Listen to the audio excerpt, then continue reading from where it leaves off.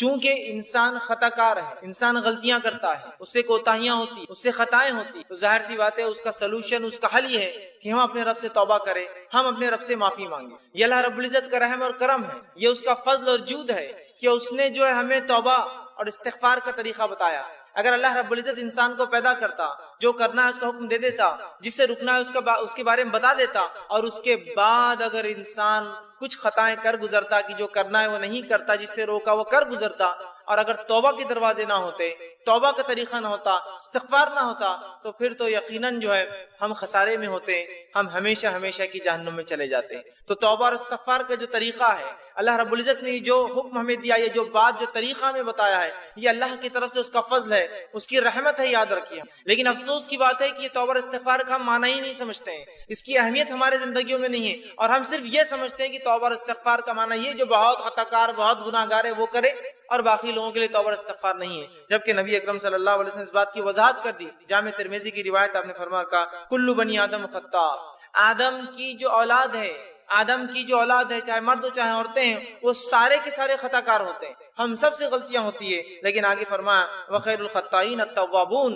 لیکن بہترین خطا کار وہ ہے، خطا کار کرنے میں بہترین شخص تو وہ ہے کہ جو فوراً توبہ کر لے اپنی خطا کے، جو اپنے رب سے جو ہے معافی مانگ لے خطا ہونے کے بعد، وہ بہترین شخص ہے، یاد رکھیں۔ تو نبی اکرم صلی اللہ علیہ وسلم نے وضاحت کر دی کہ خطا کار میں آدم کی اولاد ہے، ہم انسان ہیں، انسان ہونے کے ناطے ہم سے خطائیں ہوں گی، اور بہترین وہ شخص ہے جو جب اس سے خطا ہو جائے تو وہ جو ہے توبہ کر لے اپنے خطا، اپنے رب سے جو معافی مانگ لے کہ اللہ مجھ سے خطا ہوئی اور میں معافی چاہتا ہوں۔ تو اس سے پتہ چلا ہم سب خطا کرتے ہیں، ہم سب خطا کرتے ہیں۔ اب ایک غلط فہمی یہ ہوتی ہے کہ توبہ صرف وہ شخص کرے جو گناہ کرتا ہے، توبہ صرف وہ شخص کرے جو گناہ کرتا ہے۔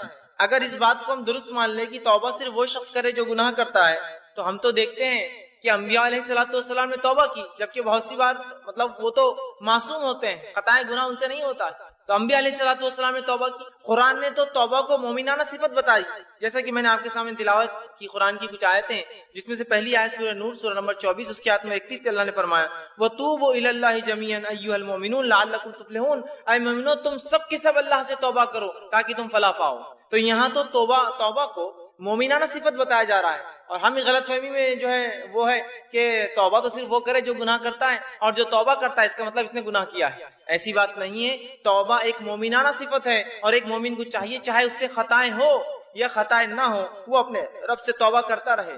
دوسری آیت میں اللہ رب العزت نے فرمایا سورہ تحریم سورہ نمبر 66 آیت نمبر 8 میں فرمایا اور کہا یا ایھا الذین آمنوا توبوا الی اللہ توبۃ نصوحا، اے وہ لوگوں جو ایمان لائے ہو اپنے رب سے توبۃ نصوحا، سچی توبہ کرو، ایسی توبہ کرو کہ جس کے بعد پھر پلٹ کر تم گناہوں کی طرف نہ جاؤ۔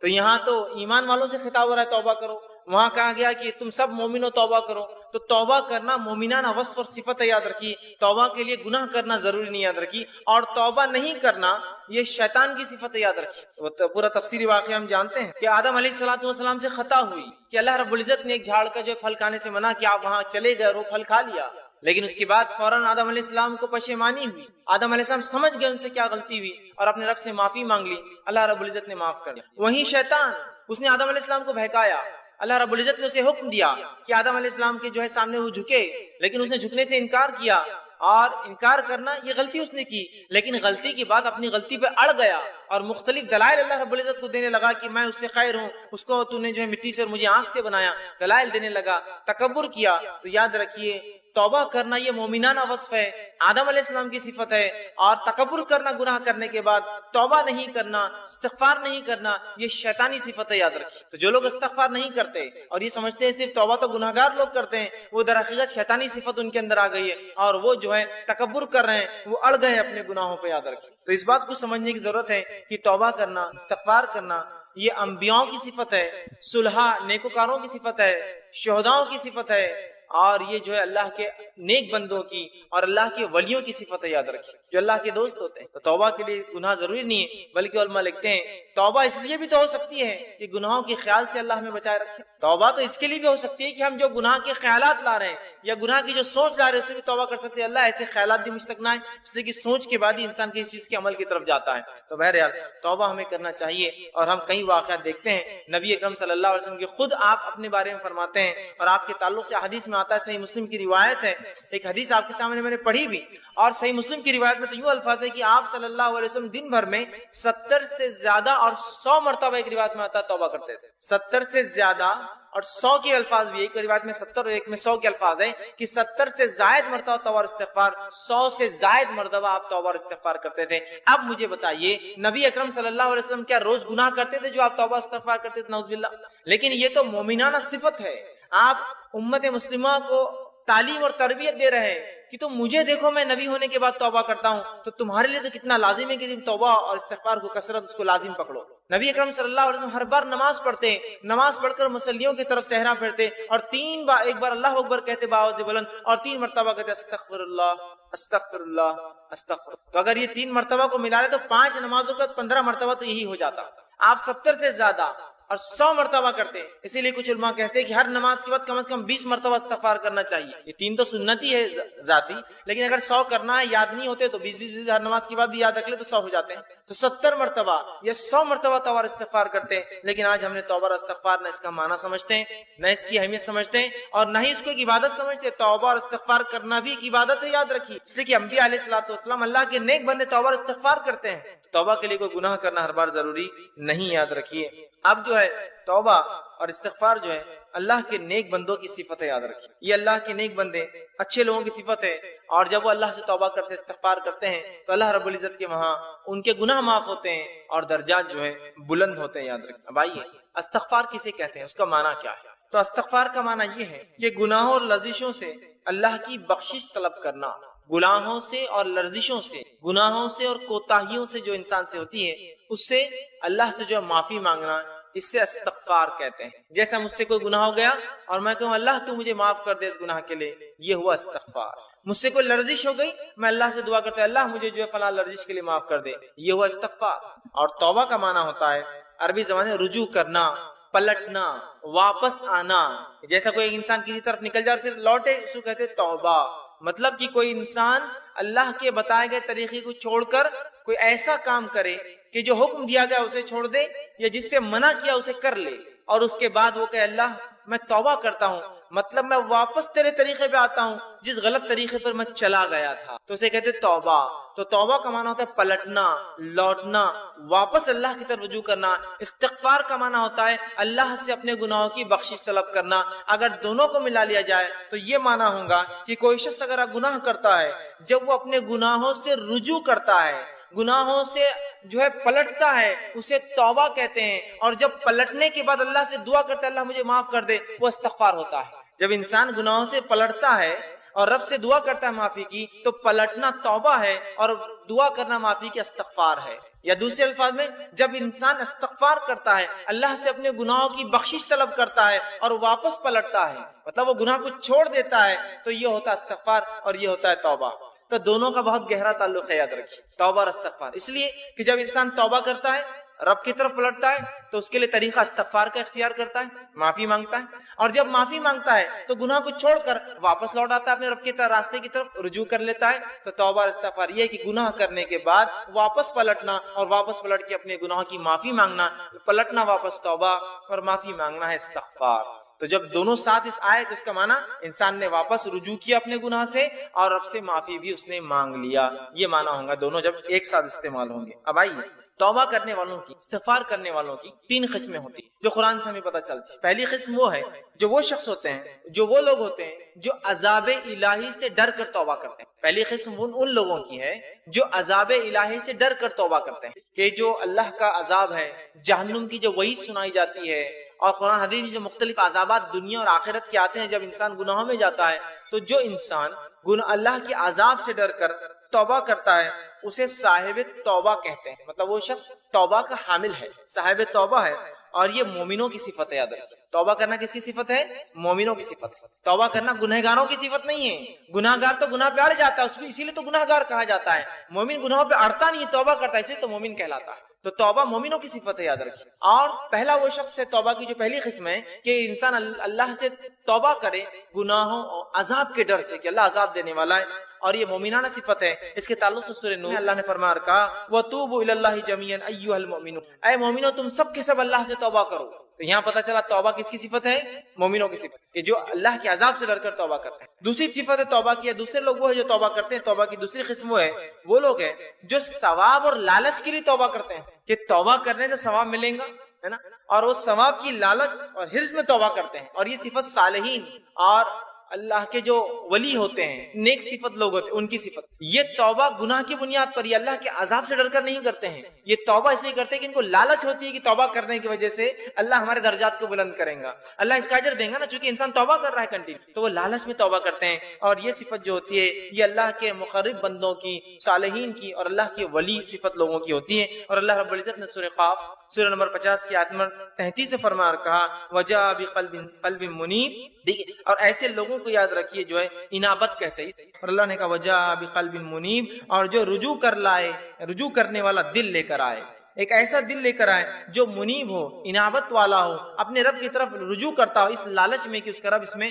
گناہ کی وجہ سے نہیں ثواب دیں گا، ٹھیک۔ تو یہاں کا وہ شخص جو اللہ کے پاس لائے ایک رجوع کرنے والا دل، یہ صالحین اور اللہ کے مقرب بندوں کی صفت ہے۔ تیسری قسم توبہ کی وہی ہے جو لوگ کرتے ہیں، وہ لوگ ہیں جو محض اللہ کی اطاعت میں توبہ کرتے ہیں، گناہ بھی نہیں کرتے، لالچ میں بھی نہیں، اللہ کی اطاعت میں توبہ کرتے ہیں، جن کے اندر انبیاء اور مرسلین ہیں، اللہ کے نبی اور رسول ہے، جو گناہ بھی نہیں کرتے ہیں، عذاب کے ڈر سے نہیں بھی کرتے ہیں، بلکہ وہ جو لوگ ہوتے ہیں وہ اس لیے توبہ کرتے ہیں کہ اللہ کی اطاعت ہے، اللہ نے حکم دیا توبہ کا، اس لیے ہم توبہ کر رہے ہیں۔ اور یہ اللہ کے انبیاء کی اور جو ہے مرسلین جس کو کہیں رسولوں کی جو ہے صفت ہے، اور اس کو جو ہے اوبا کہتے ہیں، اوبا کہتے ہیں عربی میں، جس کے تعلق سے قرآن نے فرمایا سورہ صاد کہ وہ جو ہے نہ گناہ کرتے ہیں نہ ثواب کی لالچ، بس اللہ کی اطاعت میں، کہ اللہ نے حکم دیا توبہ استغفار کا، وہ کثرت سے توبہ استغفار کرتے تھے۔ جیسے خود نبی اکرم صلی اللہ علیہ وسلم کی صفت میں نے آپ کے سامنے رکھی، آپ 70 سے زائد یا 100 مرتبہ تک ہر روز جو ہے توبہ کرتے تھے۔ اب آئیے توبہ اور استغفار جو ہے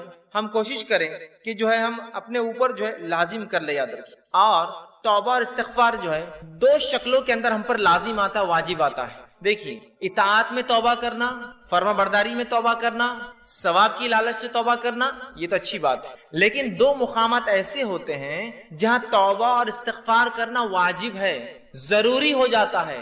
ہمارے حال تو یہ ہے جہاں واجب ہے وہاں بھی نہیں کرتے، اور جہاں لالچ ہونا چاہیے وہاں بھی نہیں کرتے، نہ کہیں اور کرتے ہیں۔ دو شکلوں میں واجب ہے، کمپلسری ہے، فرض ہے۔ وہ دو شکلیں کون سی ہے؟ پہلا، جب بندہ ایسا کوئی کام نہیں کرتا ہے جس کے کرنے کا حکم اس کے رب نے دیا ہے تو توبہ اس پر واجب آ جاتی ہے۔ نماز پڑھو، روزہ رکھو، زکوٰۃ دو، حج کرو، اچھائی کا حکم دو، برائی سے روکو، پڑوسی سے اچھا سلوک کرو، رشتوں کو نبھاؤ، مسکینوں کا حق ادا کرو، یتیموں کا حق ادا کرو، مسافروں کا حق ادا کرو، یہ تمام چیزیں۔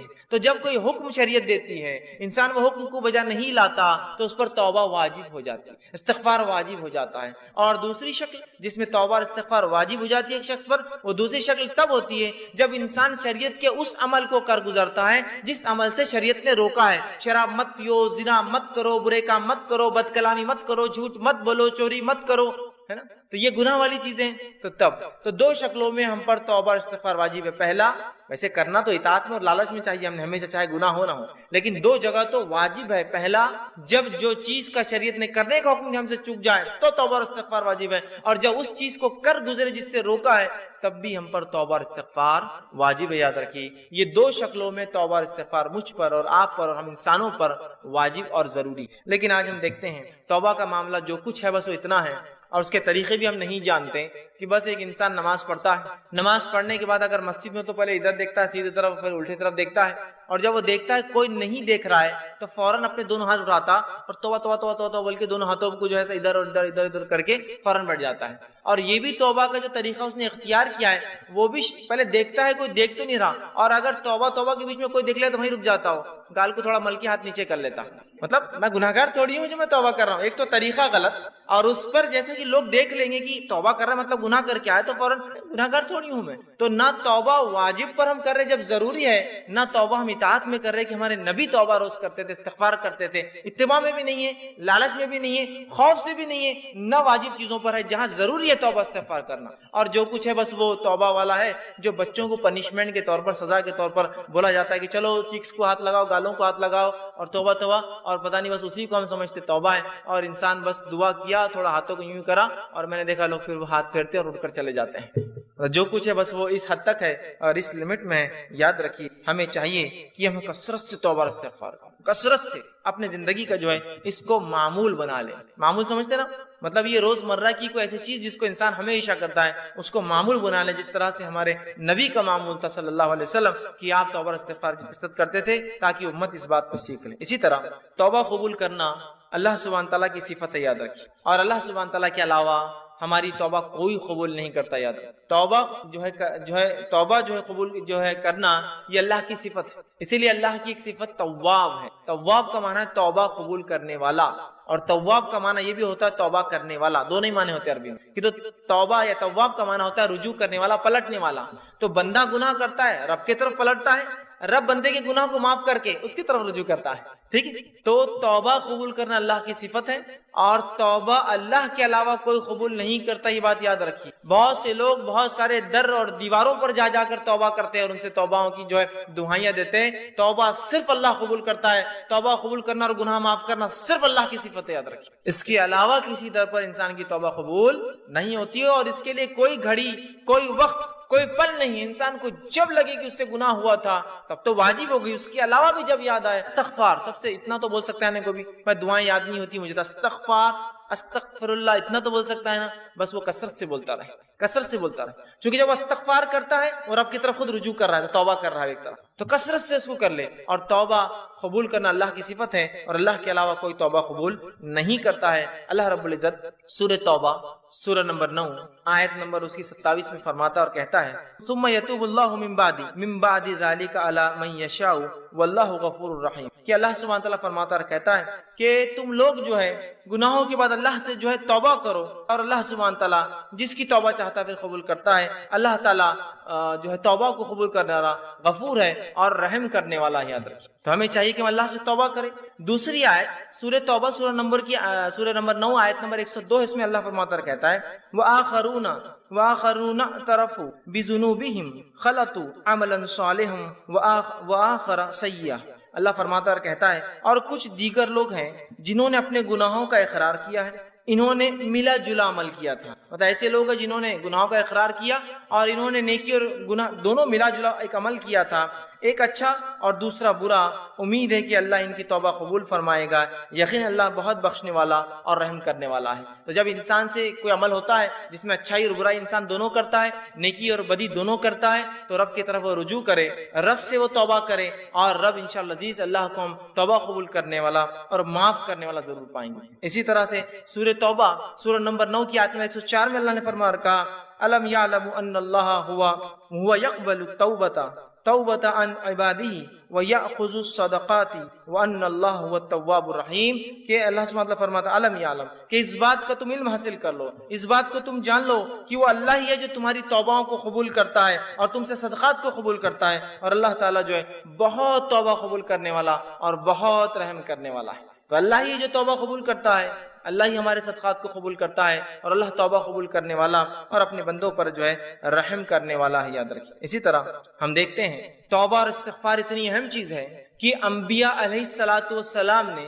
اپنی قوموں کو توبہ اور استغفار کی دعوت دی۔ اندازہ لگائیے کیا اہمیت ہے اس توبہ اور استغفار کی، کہ انبیاء علیہ الصلوۃ والسلام نے اپنی قوموں کو توبہ اور استغفار کی دعوت دی۔ آئیے کچھ نبیوں کی دعوت آپ کے سامنے رکھتا ہوں۔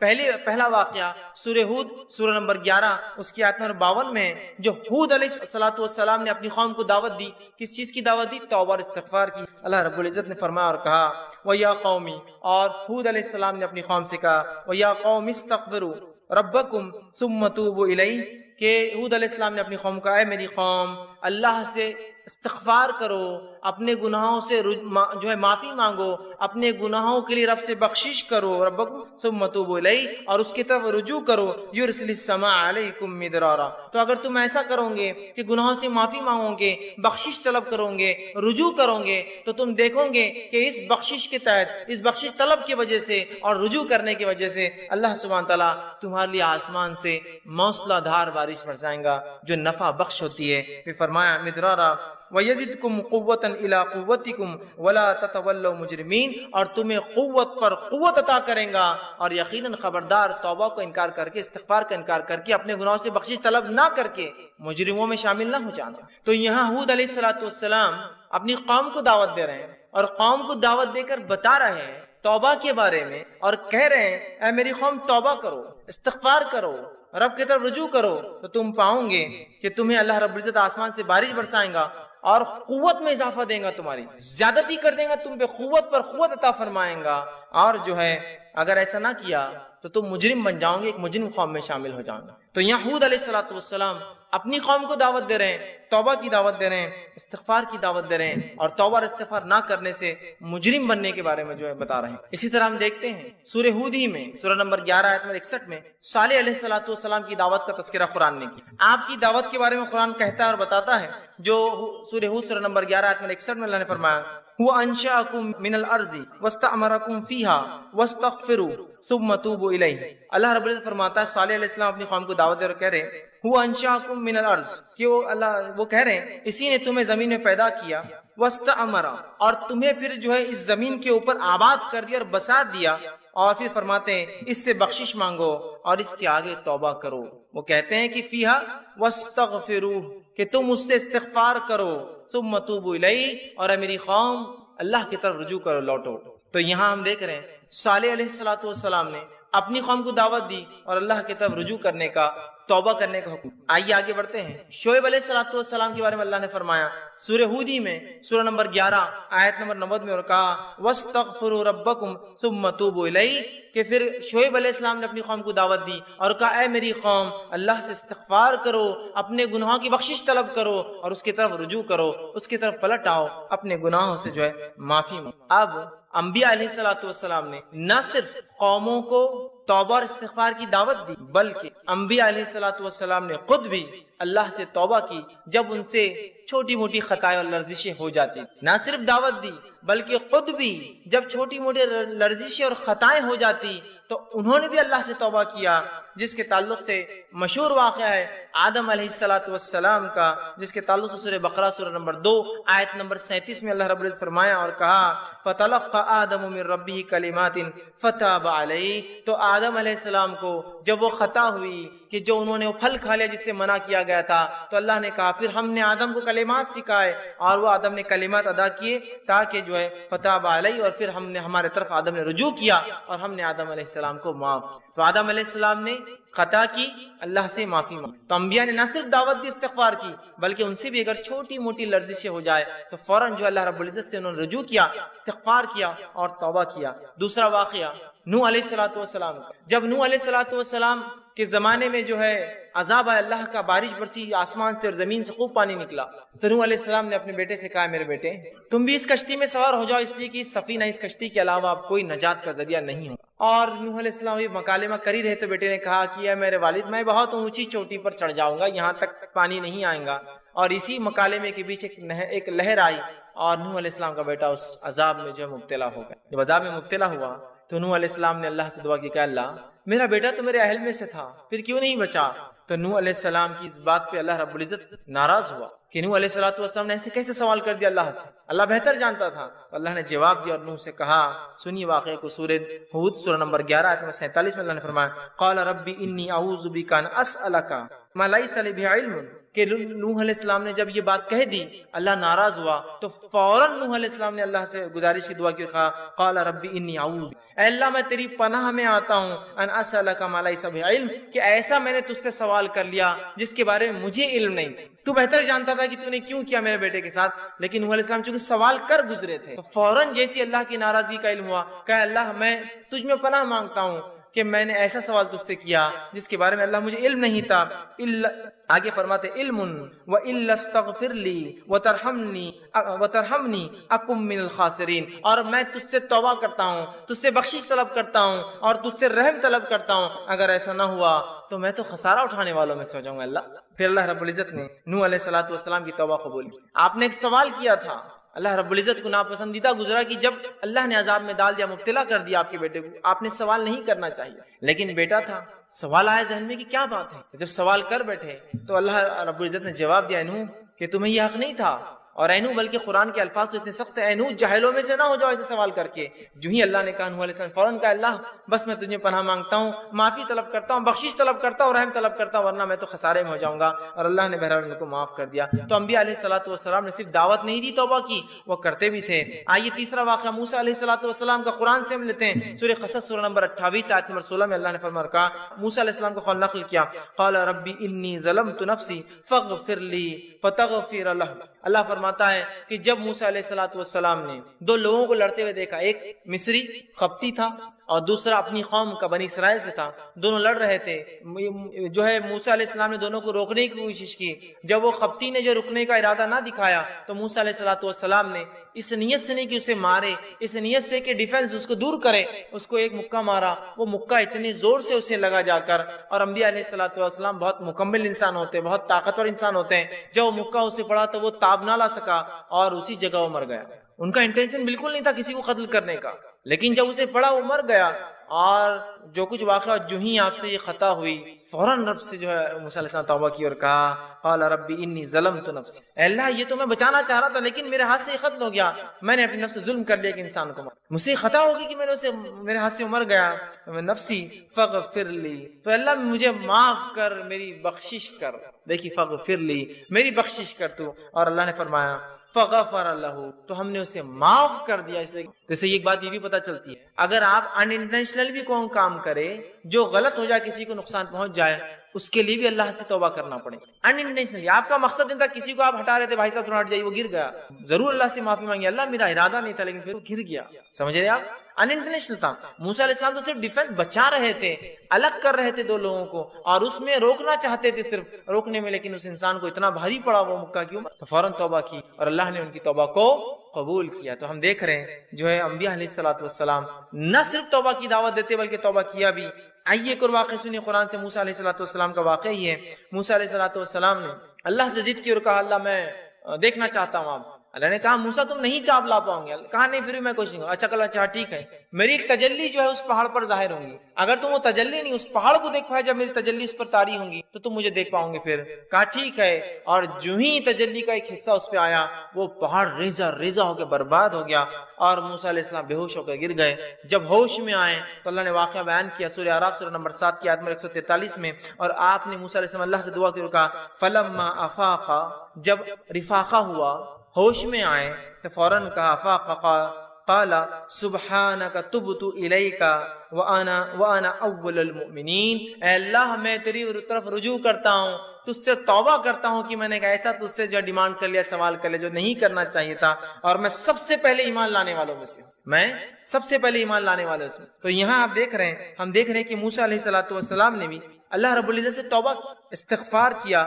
تو توبہ اور استغفار نہ صرف انبیاء نے دعوت دی بلکہ ان کی صفت بھی ہے، اور ایسے بہت سارے واقعات، اتنا وقت نہیں ہے کہ میں تمام واقعات انبیاء کی رکھوں. آئیے توبہ اور استغفار کے فائدے کیا ہوتے ہیں، اگر انسان توبہ کرتا ہے استغفار کرتا ہے تو کیا بینیفٹس اس کو ملتے ہیں اس چیز کے، وہ بھی ہم دیکھتے ہیں. چلیے آئیے. اللہ رب العزت سے جب ایک بندہ توبہ کرتا ہے استغفار کرتا ہے تو بہت سارے دنیا کے فائدے اور بہت سارے آخرت کے فائدے اٹھاتا ہے. یہ فائدوں کو میں اس لیے رکھ رہا ہوں جس کو فضائل کہتے ہیں. یہ فضائل جاننے سے انشاءاللہ عزیز ہمارے دل میں ایک جذبہ پیدا ہوگا توبہ اور استغفار کا. اور نہ صرف ہم اپنے گناہوں پر توبہ اور استغفار کریں گے جو کہ ہم بھول چکے ہیں توبہ اور استغفار اپنے گناہوں پر بھی، بلکہ ہم گناہوں کے علاوہ بھی توبہ اور استغفار کو اپنے زندگی کا معمول بنا لیں گے. تو آئیے کچھ فضائل دیکھتے ہیں توبہ کے. پہلا فائدہ توبہ کا وہ یہ ہے کہ جو لوگ توبہ کرتے ہیں اللہ سے اس کی طرف پلٹتے استغفار کرتے ہیں وہ اللہ کے محبوب ترین بندے ہیں، پسندیدہ لوگ ہیں. اور اللہ رب العزت قرآن میں فرماتا ہے سورہ بقرہ سورہ نمبر 2 آیت نمبر 222 میں اللہ فرماتا ہے اور کہتا ہے ان اللہ یحب التوابین ویحب المتطہرین، اللہ توبہ قبول کرنے والوں کو، رجوع کرنے والوں کو، گناہوں سے پلٹنے والوں کو اور پاکیزہ رہنے والوں کو، صاف ستھرے رہنے والوں کو پسند کرتا ہے. تو توبہ کرنے کا پہلا فائدہ اللہ کی محبت انسان کو حاصل ہوتی ہے اور اس کے محبوب بندوں میں اس کا شمار ہوتا ہے، اس لیے کہ اللہ محبوب کو رکھتا ہے، پسند کرتا ہے توبہ کرنے والوں. دوسرا فائدہ توبہ کرنے کا جو کہ انسان کو ملتا ہے وہ کیا ہے، اللہ اسے بخش دیتا ہے. توبہ کرنے والے کو اللہ بخش دیتا ہے، معاف کر دیتا ہے، اس کی خطاؤں کو درگزر کر دیتا ہے. اللہ رب العزت قرآن میں فرماتا ہے سورہ طٰہٰ سورہ نمبر 20 آیت نمبر 82 اللہ فرماتا ہے وَإِنِّي لَغَفَّارٌ لِمَن تَابَ وَآمَنَ وَعَمِلَ صَالِحًا ثُمَّ اهْتَدَىٰ. سن لیجئے کیا فرماتا اللہ، کہ میں جو ہے لوگوں کو معاف کرتا ہوں، لمن تابا، جو میری طرف رجوع کرتا ہے، جو میرے سے توبہ کرتا ہے میں اسے معاف کرتا ہوں، لیکن کنڈیشنل ہے میری معافی۔ پہلی شرط معافی کے لیے وہ آمنا، وہ ایمان والا ہو، وہ عمل صالحا، اور پھر نیک کام کرے توبہ کرنے کے بعد۔ اس کا ہرگز معلوم مطلب یہ نہیں کہ توبہ کر لیا مطلب نیا اکاؤنٹ کھولنے کی اجازت مل گئی مجھے اب گناہ کرنے کی۔ توبہ کرتا ہے ایمان والا انسان اور پھر نیک کام کرتا ہے تو اللہ رب العزت فرماتا ہے وَإِنِّي لَغَفَّارٌ لِمَن تَابَ، کہ ان لوگوں کی میں توبہ قبول کرتا ہوں جو مجھ سے توبہ کرتے ہیں اور انہیں معاف کر دیتا ہوں، اور پھر وہ ایمان لائے اور نیک عمل پھر کرتے رہے اور اس معاملے پہ جم جائے، اس معاملے پہ اڑ جائے۔ تیسرا فائدہ، چوتھا فائدہ اور پانچواں فائدہ، چونکہ ایک ہی حدیث میں آتا ہے اس لیے میں ایک ساتھ رکھوں گا۔ تیسرا فائدہ توبہ کا ہے، اللہ غم سے نجات دیتا ہے، پریشانیوں سے نجات دیتا ہے، مشکلوں سے نجات دیتا ہے۔ چوتھا فائدہ، تنگ دستی دور کرتا ہے۔ سبحان اللہ، ہم نے سوچا بھی نہیں تھا توبہ اور استغفار کا تعلق تنگ دستی سے بھی ہو سکتا ہے، یا توبہ استغفار کرنے سے رزق میں کشادگی بھی آ سکتی ہے، مال و دولت میں فراوانی بھی ہو سکتی ہے۔ اس لیے کہ توبہ کرنے کا ایک فائدہ ہے تنگ دستی سے اللہ نجات دیتا ہے۔ اور پانچواں فائدہ توبہ کا معلوم آپ کو کیا ہے؟ ایسی جگہ سے روزی دیتا ہے جہاں سے سوچا بھی نہیں۔ تنگ دستی بھی دور ہوتی ہے، غم بھی دور ہوتے ہیں، اور ایسی جگہ سے روزی ملتی ہے، روزی سمجھتے ہیں نا آپ، رزق ملتا ہے جہاں سے سوچا بھی نہیں ہوگا، گمان بھی نہیں کیا ہوگا، فہم میں بھی نہیں لایا ہوگا۔ آئیے حدیث اس طرح سے ابو داؤد کی روایت ہے، تینوں فائدے ایک ہی حدیث میں۔ پہلا، جو شخص استغفار کو لازم پکڑ لیتا ہے، استغفار کو اپنے نفس سے لازم کر لیتا ہے، پکڑتا ہے، تو اللہ تعالیٰ اس کے لیے ہر غم سے نجات کا راستہ نکالتا ہے۔ ہر غم، آج کون سا نا جو انسان ہے جو غم زدہ نہیں ہے، پریشان حال نہیں ہے؟ بتائیے مجھے، تو کہہ سکتا ہے کہ مکمل طور 100% خوش ہوں؟ ہم تو ہر حال میں اللہ کا شکر تو ادا کرتے ہیں، لیکن کہیں نہ کہیں پریشانیاں ہیں۔ پریشانیوں کا حل توبہ اور استغفار۔ ہم نے تو کبھی سوچا ہی نہیں تھا کہ غم کا علاج بھی استغفار ہو سکتا ہے۔ ہر غم سے اللہ نجات دیتا ہے استغفار کی بنیاد پہ، اس کی فضیلت یہ ہے۔ دوسرا، ہر تنگ دستی سے کشادگی کی طرف لے آتا ہے، ہر قسم کی غربت اور تنگ دستی سے نکال کے کشادگی کی طرف لاتا ہے۔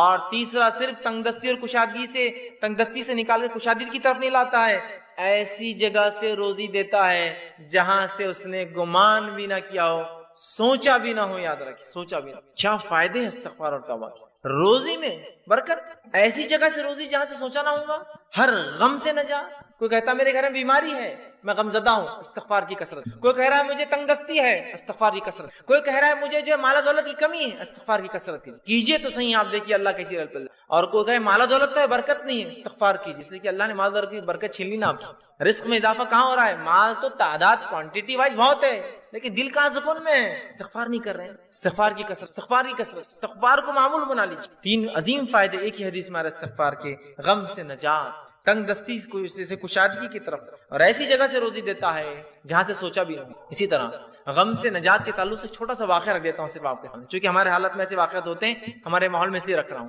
کہ نبی اکرم صلی اللہ علیہ وسلم کے پاس ایک صحابہ اور ایک صحابی آئے جن کے بیٹے کو گرفتار دشمنوں نے پکڑ لیا، اور نہ صرف پکڑا، خبر ملی کہ بہت مضبوط زنجیروں کے اندر اس کے پیر باندھ دی۔ وہ آئے اور کہا اللہ کے رسول اللہ علیہ وسلم، دشمنوں نے جو ہے ہمارے بچے کو پکڑ لیا، آپ کچھ بتائیے کیا کیا جائے، کیا کرا جائے کہ ہمارا جو ہے بچہ واپس آ جائے، میرا بیٹا جو ہے واپس آ جائے، وہ ماں اور باپ دونوں آئے۔ اللہ کے رسول صلی اللہ علیہ وسلم نے کہا استغفار کی کثرت، استغفار کرو۔ وہ کہتے ہیں کہ وہ دونوں گھر گئے، استغفار کی خوب کثرت۔ اور ان کے بیٹے کہتے ہیں کہ جب میں بیڑیوں میں جکڑا تھا، اچانک ایسا ہوا کہ میری پیروں کی دونوں بیڑیاں ٹوٹ گئی، اچانک رات میں دونوں بیڑیاں ٹوٹ گئی۔ جب بیڑیاں ٹوٹ گئی تو میں پریشان ہو گئی، یہ کیا ہوا؟ لوہے کی زنجیریں تھی وہ بیڑیاں بولتے لوہے کی موٹی موٹی زنجیروں میں جب قیدی کو قید کیا جاتا ہے جو آسانی سے نہیں ٹوٹتی، یاد رکھیے، ٹوٹ گئی۔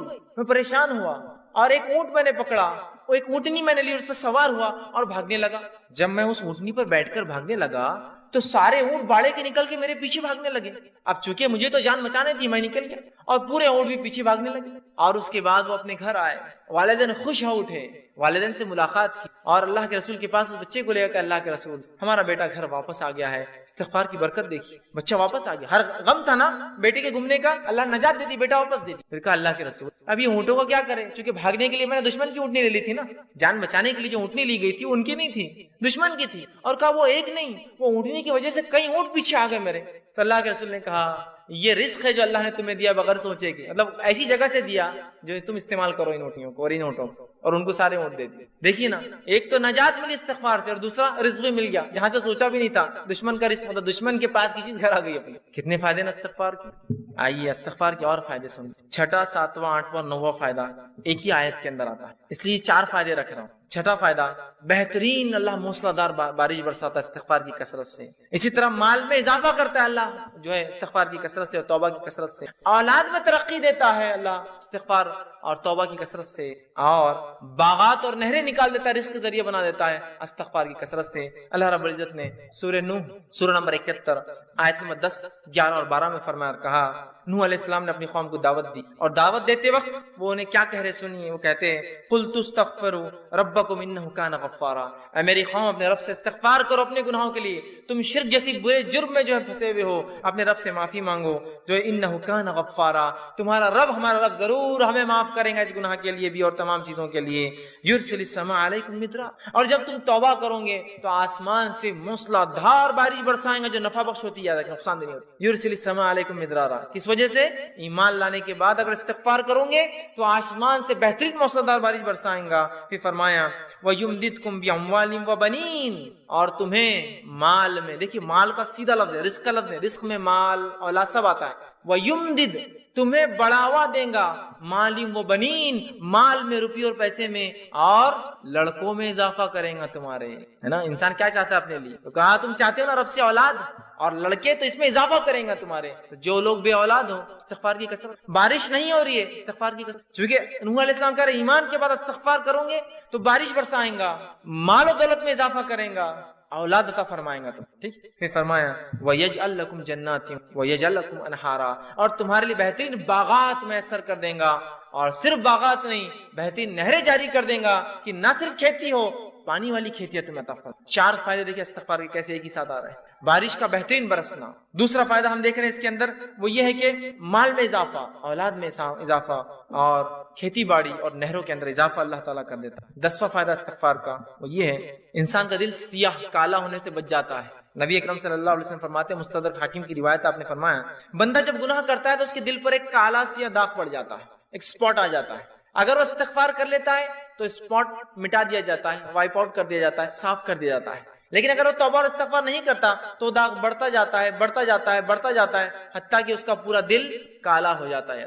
تو اگر انسان توبہ استغفار کرتا ہے تو دل صاف ہو جاتا ہے، وہ دھبا دل سے نکل جاتا ہے جو گناہ کی وجہ سے لگ جاتا ہے دلوں کے اوپر. لیکن آج گناہ کرنے کے بعد بھی ہم کہاں رجوع کرتے ہیں استغفار کرتے ہیں، ہے نا. اسی لیے کہا جاتا ہے ہمارے دل تو آج کالے ہو چکے ہیں، اس لیے کہ ہمارے اعمال کالے ہیں. استغفار کرنے سے دھبا مٹتا چلا جاتا ہے. گناہ ہوئے استغفار کیجیے، توبہ کیجیے، دھبا مٹ جائیں گے. تو دل کالے ہونے سے بچ جاتا ہے، اور جب استغفار کرتا ہے تو دل چمکا دیا جاتا ہے، صاف کر دیا جاتا ہے. اسی طرح 11واں فائدہ توبہ اور استغفار کا وہ یہ ہے کہ توبہ اور استغفار سے کتنا ہی گناہ، بڑا گناہ کیوں نہ اللہ معاف کر دے. توبہ اور استغفار جب انسان کرتا ہے نا، کتنا ہی بڑا گناہ آپ نے اور ہم نے کیوں نہ کیا ہو اللہ معاف کر. کتنا ہی بڑا، اور سب سے بڑا دنیا میں گناہ کون سا ہے؟ اللہ کے ساتھ شرک کرنا. اگر شرک کرنے والا بھی توبہ کرے سچی، تو سچی توبہ کے بعد اللہ اس کے شرک کو بھی معاف کر دیتا ہے، زنا کو بھی معاف کر دیتا ہے، کفر کو بھی معاف کر دیتا ہے، نفاق کو بھی معاف کر دیتا ہے، ہر قسم کے گناہ کو معاف کر دیتا ہے. اور نماز اگر چھوڑتا ہے، تارک الصلاۃ، نماز چھوڑنے والا، تو اس کے گناہ معاف ہو جائیں گے. لیکن توبہ سچی ہو، اور توبہ کی شرائط میں بہرحال انشاءاللہ آگے آؤں گا. لیکن جو بات آیت گزری آگے وہ یہ ہے کہ ایمان لانے کے بعد عمل صالح بڑھ جائے، یہ توبہ کی شرائط ہے. ورنہ یہ نہیں کہ توبہ کر لی اور اگلا گناہ کرنا پھر شروع کر دیا. گناہ کرنے سے ہر گناہ کی معافی، توبہ کرنے سے ہر گناہ کی معافی ملتی ہے. ہر گناہ کی شرط یہ ہے کہ موت سے پہلے یا قیامت کی کوئی بڑی علامت آنے سے پہلے یہ کر لیا جائے، موت سے پہلے. اس لیے کہ آپ نے حدیث فرمایا جب خرخراہٹ کی آواز گلے میں شروع ہوتی نا، نزات کی حالت، موت سے قریب خر آواز آتی ہے گلے سے، انسان مرنے قریب ہوتا ہے، تو تب کی گئی توبہ قبول نہیں ہوتی. جیسے کہ فرعون نے بھی توبہ کی تھی جب وہ غرق ہو رہا تھا، صحیح بخاری کی روایت، غرق ہو رہا تھا، موت دیکھ چکا تھا، توبہ کی، اللہ نے توبہ قبول نہیں کی اور ڈوب کو مارا گیا. کیونکہ ڈوبتے وقت کہا میں ایمان لایا موسیٰ اور ہارون کے رب پر، کام نہیں ہے. تو اس سے پہلے کہ موت آئے توبہ کر لے، یا کوئی علامت آ جائے قیامت کی، توبہ ضرور. ہر گناہ کی توبہ اللہ معاف کرے. لیکن زندگی میں یاد رکھیں، مرنے سے پہلے اور نجات کی حالت، مطلب مرنے کے بعد اور نجات کی حالت سے پہلے اگر توبہ نہ ہوئی تو پھر توبہ کی گنجائش. جو گناہ ہم سے ہوا ہو، کتنا ہی بڑا کیوں نہ ہو، سچی توبہ اپنے رب سے کیجیے. یاد رکھیں توبہ تو نصوحہ کیجیے، انشاءاللہ عزیز ہمارا رب کو ہم پائیں گے کہ وہ ہر گناہ کو معاف کرتا ہے. آئیے 12واں فائدہ، سچی توبہ کرنے سے ایک ایسا عظیم فائدہ ہے، سنیے، سچی توبہ کرنے سے اللہ گناہوں کو بھی نیکی میں تبدیل کر دیتا ہے۔ سبحان اللہ۔ ایسا کہیں ہوتا ہے کسی کا آپ نے نقصان کیا، نقصان کرنے کے بعد معافی مانگی اور اس نے اتنے نقصان کے بدلے آپ کو کچھ عطا کر دیا؟ ہوتا یہ کہ معافی دے دے تو بڑی بات ہے، نہیں تو چیز بھر کی بھی دینا پڑتی، معافی مانگنا پڑتی، زندگی بھر کی دشمنی بھی رہتی باقی۔ گناہوں کو نیکی میں تبدیل کرنے اگر توبہ سچی ہو تو نبی اکرم صلی اللہ علیہ وسلم کے پاس ایک ایسا قبیلہ آیا عرب کا جو لوٹ مار کرتا تھا، راستوں مسافروں کو لوٹتا تھا اور وہی ان کی انکم کا ذریعہ تھا، خون خرابہ، قتل، غارت گری، شرک اور کفر اور لوٹ مار۔ وائے کہ اللہ کے رسول، کیا ہماری توبہ ہے؟ اللہ، ہم اگر توبہ کرنا چاہتے ہیں کہ ہماری توبہ ہے جو اتنے گناہ ہم زندگی میں کر چکے ہیں، اور آج کون سا ایسا انسان ہے دنیا میں جو معافی نہیں چاہتا اپنے گناہوں کے لیے؟ راستہ یہ ہے معافی کا، راستہ یہ ہے معافی۔ ہر انسان چاہتا ہے اسے گناہ معاف ہو، ہر انسان ریپینٹ کرنا چاہتا ہے، توبہ کرنا چاہتا ہے، استغفار کرنا چاہتا ہے اپنے رب۔ یہ ہے طریقہ توبہ۔ تو کہا ہماری کوئی توبہ ہے؟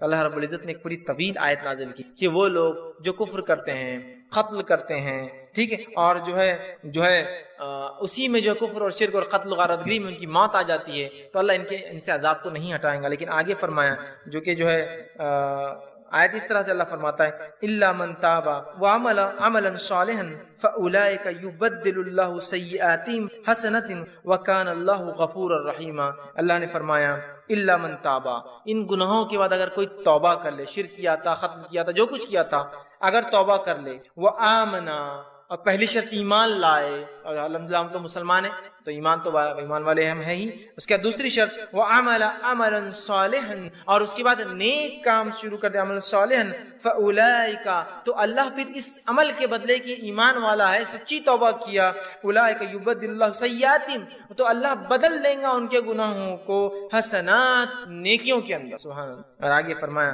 وکان اللہ غفور الرحیم، اور اللہ تعالیٰ تو معاف کرنے والا اور رحم کرنے والا۔ تو گناہ بھی نیکی میں تبدیل ہو سکتے اگر سچی توبہ انسان کی۔ اسی طرح ابن ماجہ کی روایت ہے، آپ صلی اللہ علیہ وسلم فرماتے کہتے ہیں اگر تم اس قدر گناہ کرو کہ تمہارے گناہ آسمان تک پہنچ، لیکن ان حدیثوں کو بالکل رائٹ کانٹیکسٹ میں لیجیے، بالکل صحیح معنوں میں لیجیے، یہ حدیث سے دلیل نہیں ہے گناہ کرنے کی، جو ہو جاتے اس کی معافی کی، رائٹ کانٹیکسٹ۔ تو اللہ کے رسول فرماتے ہیں کہ اگر تمہارے گناہ آسمانوں تک بھی اگر چھوئیں گے، ٹھیک، اگر تم اس قدر گناہ کرو کہ تمہارے گناہ آسمانوں تک پہنچ جائیں گے، پھر تم توبہ کر لو تو اللہ تمہاری توبہ کو قبول کریں گا۔ اگر کسی انسان نے ایسے بھی گناہ کیے ہو جو آسمانوں تک چھو رہے جا کر، لیکن وہ اللہ کی ذات سے ان گناہوں پہ کبھی نا امید نہ ہو، یاد رکھیں، بلکہ اگر سچی توبہ کرتا ہے تو انشاءاللہ عزیز اپنے رب کو وہ توبہ قبول کرنے والا اور معاف کرنے والا ضرور پائیں گا۔ لیکن توبہ سچی ہو، اس کے شرائط کے ساتھ، یاد رکھیں۔ چلیے آئیے آگے 13واں فائدہ جو ہم توبہ کا فائدہ اٹھاتے ہیں اور جو ہے استغفار کا، آدمی سچی توبہ کی وجہ سے جنت کا مستحق بن جاتا ہے، سچی توبہ کی وجہ سے جنت کا مستحق بن جاتا ہے۔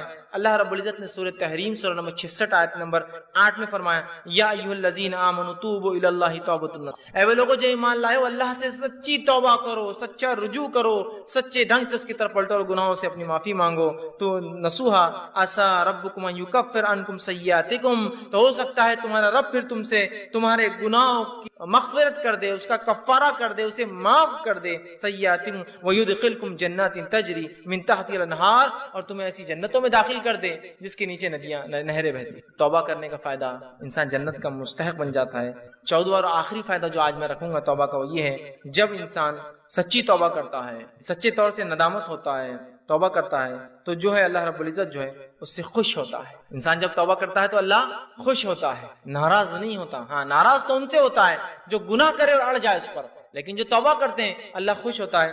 حدیث کے الفاظ اس طرح سے جو توبہ کے بارے میں نبی اکرم صلی اللہ علیہ وسلم فرماتے ہیں کہ اللہ خوش ہوتا ہے، اور حدیث اس طرح سے جو صحیح بخاری کی روایت ہے، آپ صلی اللہ علیہ وسلم فرماتے ہیں کہ اللہ اپنے بندے کی توبہ پر ایسا خوش ہوتا ہے، جب بندہ توبہ کرتا ہے اللہ ایسا خوش ہوتا ہے جیسے کہ ایک شخص سفر پر نکلا ہو، مسافر ہو، سفر کر کے چل جا رہا ہو، اور ایک جگہ اپنے اونٹ کو باندھے اور لیٹ جائے ریگستان کے بیچ میں، اور جب وہ جاگے تو اس کا اونٹ چلا جائے، وہ تھوڑا نکل کر ڈھونڈتا ہے اپنے اونٹ کو، اس کا اونٹ اسے نظر نہیں آتا، تو پھر وہ واپس آتا ہے اور سوچتا ہے کہ اب ریگستان میں گھوم کے مرنے سے اچھا ہے جہاں لیٹا تھا اس چھوٹے درخت کے نیچے لیٹ جاؤں تو مجھے موت آ جائے، کیونکہ اب ریگستان میں اونٹ گھومنا مطلب موت ہے اور کوئی راستہ نہیں۔ وہ آ کر لیٹ جاتا ہے، اور جب لیٹ جاتا ہے تھوڑی دیر بعد دیکھتا ہے تو اس کا اونٹ پورے مال کے ساتھ جوں کا تو کھڑا ہے، ایک تو ریگستان اس پر اکیلا مسافر اور اس پر اونٹ کا واپس آنا، یہ بہت تعجب کی بات ہے. جو لوگ عرب ہیں وہ جانتے ہیں، جو لوگ اونٹ پالتے ہیں وہ جانتے ہیں اونٹ کبھی زندگی میں پالتو نہیں ہوتا.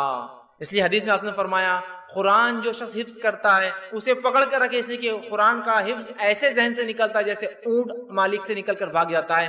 ایک اونٹ کو آپ 100 سال پالیے، 100 سال بعد رسی ایک بار کھلی چھوڑیے، ایسے بھاگے گا کہ کبھی واپس لوٹ کر نہیں آئے. لیکن اس کا اونٹ واپس مال کے ساتھ آ جاتا ہے. اس سے بڑی خوشی کی بات کیا، اور وہ خوشی سے جھوم اٹھتا ہے اور کہتا ہے خوشی میں اے اللہ میں تیرا رب اور تو میرا بندہ. خوشی میں، کیونکہ اس کو سمجھتا نہیں کیا بولوں اس خوشی کے اندر، تو کہتا ہے اللہ میں تیرا رب اور تو میرا بندہ. اس آدمی سے بھی زیادہ اللہ خوش ہوتا ہے جب کوئی شخص توبہ کرتا ہے. اس آدمی سے بھی زیادہ اللہ خوش ہوتا ہے جب کوئی شخص توبہ کرتا ہے. دیکھ رہے آپ توبہ کیا فضیلت ہے. اللہ خوش ہوتا ہے توبہ کرنے والے، اور بہت ناراض اور غضبناک ہوتا ہے، عذاب نازل کرتا ہے جو گناہوں پہ گناہ کرتے ہیں. اور انسان ہونے کے ناطے کیا گناہ ہم سے نہیں ہوتے، کیا گناہ نہیں ہوتے ہماری آنکھوں سے، ہمارے ہاتھ سے، ہماری زبان سے، ہمارے کانوں سے، ہمارے جسم سے. لیکن رب سے ہم فوراً کر لیں استغفر اللہ استغفر اللہ، پتہ نہیں کیا ہو گیا، کوئی چیز نقصان پہنچ گیا، کسی جانور کو نقصان پہنچ گیا، کسی انسان کو پہنچ گیا ہوں، میں نہیں جانتا ہوں، میری گاڑی کہیں کھڑی تھی کسی کو تکلیف ہو گئی ہوں گی، استغفار کا ورد کر رہا ہوں استغفر اللہ، ہو گیا گناہ معاف. آئندہ وہ غلطی نہیں کرنا چاہیے، لیکن انون ہم کو نہیں پتا ہم سے کیا ہو رہا ہے، کتنی خطائیں غلطیاں ہو جاتی ہیں، بس ورد کرتے رہیے، اپنے ایک معمول بنا لیں. تو آپ صلی اللہ علیہ وسلم فرماتے اس سے زیادہ اللہ خوش ہوتا ہے اس آدمی سے جب کوئی انسان اپنے رب کی طرف رجوع کرتا ہے اور توبہ کرتا ہے، پلٹتا ہے، گناہوں سے معافی مانگتا ہے. ابن القیم رحمہ اللہ جو ہے کتاب ہے ان کے لیے مدراج السالکین، اس کے اندر بہت اچھی بات نقل کرتے ہیں. انشاءاللہ اس کتاب کا میں پورا وہ پریفیس، وہ جملہ آپ کے سامنے نقل کرتا ہوں. وہ لکھتے ہیں اور کہتے ہیں توبہ کے بارے میں کہ توبہ ہی دین کی حقیقت ہے. وہ لکھتے ہیں اور کہتے ہیں، فرماتے ہیں، آپ نے فرمایا اور کہا، فرماتے ہیں کہ دین اسلام کی حقیقت، توبہ دین اسلام کی حقیقت ہے اور سارے کام، سارا دین توبہ میں داخل ہے. توبہ اتنی اہم چیز ہے کہ سارے کام اور سارا دین توبہ میں داخل ہے.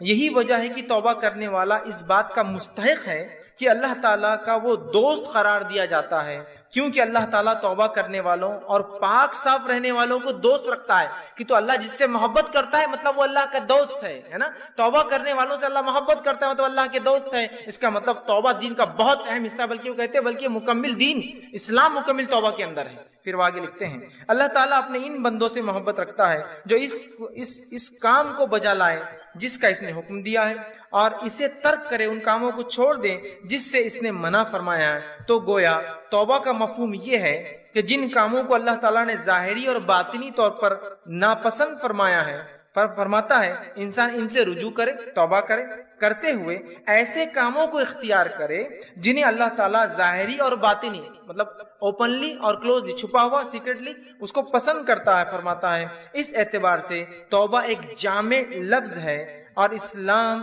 ایمان اور احسان اس توبہ میں مکمل طور سے داخل ہے، اور یہ تمام مقامات کا احاطہ کیے ہوئے.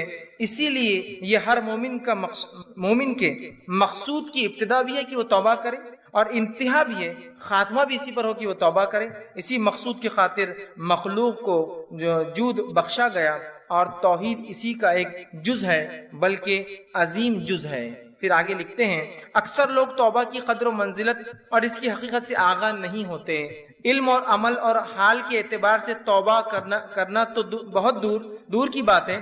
اللہ تعالیٰ توبہ کرنے والوں سے اسی لیے محبت رکھتا ہے کہ ساری مخلوق میں وہی ہے جو اس کے خاص بندے ہیں. توبہ کرنے والے خاص بندے ہیں، گناہ گار تو سارے ہی ہیں، خاص ہیں. اگر توبہ اسلام کے تمام احکام اور ایمان کے کامل حقائق کی جامع نہ ہوتی تو اللہ تعالیٰ اپنے بندے کی توبہ پر اس قدر مسرت کا اعلان نہ کرتا. اگر توبہ بہت اہم چیز نہ ہوتی تو وہ حدیث میں وہ نہیں آتا کہ ایک آدمی جس طرح سے خوش ہوتا ہے اللہ ویسا خوش ہوتا ہے. اعلان اظہار نہ فرماتا. تمام مقامات، وہ احوال جن کے بارے میں لوگ گفتگو کرتے ہیں، وہ سب توبہ ہی کی تفصیلات اور اس کی آثار اور اسی کے نتائج ہیں. تو توبہ کے بارے میں کتنی پیاری بات لکھتے ہیں کہ ہر چیز کا تعلق کہتے دین اور اسلام کا توبہ سے. اب آئیے توبہ کی کنڈیشنز کیا ہیں، شرائط. توبہ کی کنڈیشنز رکھنے سے پہلے ایک چیز کی وضاحت اور کلیریفیکیشن دینا چاہتا ہوں ایک مثال کے ذریعے. سمجھ لیجیے آپ اکاؤنٹس کیپنگ کرتے، اکاؤنٹنٹ ہے، یا آپ ایسا کام کرتے جہاں آپ کو لکھنا، خط و کتابت کا کام ہوتا ہے، رائٹنگ ورک ہوتا ہے. اب ہوتا یوں ہے کہ جب قلم یا پین غلط چل جاتا ہے تو بہت مشکل ہوتی ہے اس کو مٹانا، ہے نا، کٹ کرنا پڑتا ہے. اب ہو یوں کہ کوئی یہ کہے کہ دیکھو یہ جب لکھو تو اس پہ غلطیاں مت کرو، اور غلطی ہو تو میں ناراض ہوں گا. اور جب آپ لکھتے تو غلطی ہو جاتی تو آپ سوچتے کاش کہ کوئی ایک ایسی چیز ہوتی جس کے ذریعے میں کیا کروں جو غلطیاں ہوں اس کو مٹا دوں. تو سمجھ لیجیے آپ میرے پاس ہی کام کر رہے تھے یا میں آپ کے پاس کام کر رہا ہوں. میں نے آپ کو ایک ربر لا کے دیا, اریزر, کہ دیکھیے اگر غلطی ہو جائے تو اس سے کیا کرنا ہے, اس اریزر ربر سے اس غلطی کو مٹا دینا تاکہ اکاؤنٹس اچھے دکھے, خراب نہ ہو کتاب. سمجھ رہے بات؟ اب جب میں نے آپ کو دے کر چلا گیا تو آپ اس غلطی کو کچھ دن مٹاتے رہے, بعد میں آپ کے دماغ میں ایک نئی چیز آئی, ربر جو دیا گیا وہ غلطی کو مٹانے کے لیے دیا گیا, تو آپ نے کیا شروع کیا معلوم, پھر کاغذ پہ چھرے مارے اور مٹاتے جا رہے اسے, چھرے مارے اور مٹاتے جا رہے اسے, اس لیے ربر ہے نا اپنے پاس, تو چھرے ماریں گے مٹا لیں گے. تو ہم کو اللہ رب العزت نے ہماری فطرت میں چونکہ خطا ہے, غلطیاں کرنا ہے, ان غلطیوں کے